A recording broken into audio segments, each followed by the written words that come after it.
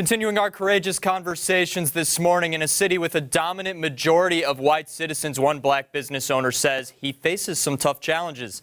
Our Brett Martin sits down with an owner going outside the box to spread a message against the racial violence across our nation.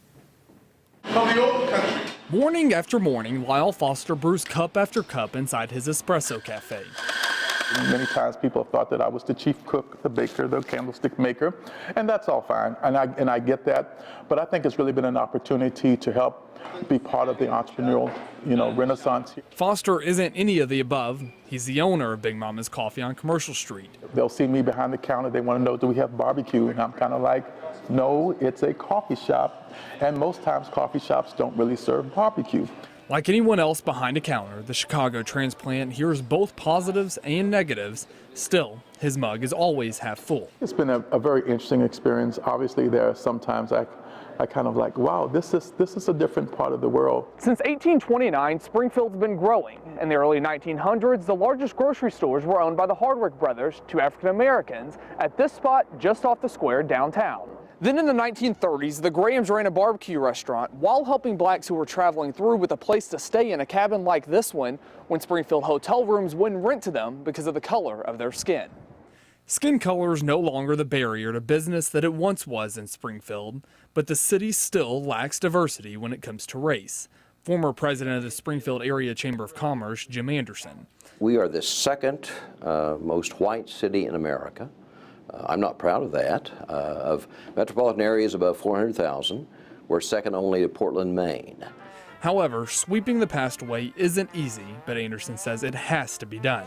You have to have an area, a community that values diversity. You have to have a welcoming community or a welcoming area, but the talent tomorrow is going to be one that's a diverse talent. Whether it's making changes at your business, creating a plan or program at City Hall, or turning to fine arts, having that conversation is the first step. Foster says whatever the platform, it's important. I think it's just helping people to realize people do a variety of things, and we participate in any number of different type of business ventures, not always hair salons and barbecue restaurants. Every Friday and Saturday night in February, Foster opens his Back Porch Theater for entertainment with a real message. I really feel that helping to explain to people the rights, the privileges that we all enjoy, that for some communities we had to fight, we had to march, we had to protest, we had to speak up. The late Augusto Boal, founder of the Theater of the Oppressed, famously said, theater is a rehearsal for the future. It's a rehearsal for life.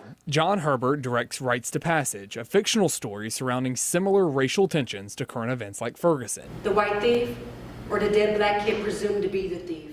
It's about an hour-long feature-length one-act that involves a white police officer who has just shot and killed a black teenager. He was a good kid. Want to be a lawyer someday.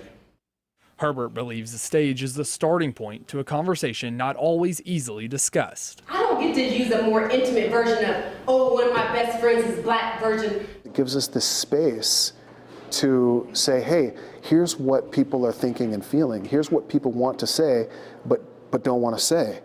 And we can all look at it. It's fiction. We're all okay. Now let's talk about it.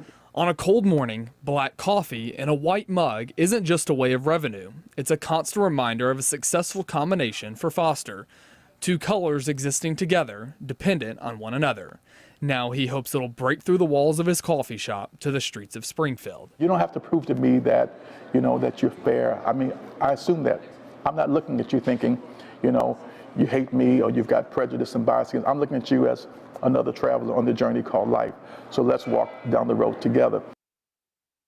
The Rites of Passage will run next week and on Friday, Saturday, and Sunday. To learn more about the play and hear more of our courageous conversations on Ferguson and race in Springfield, you can find that under this story on our website, Ozarks First.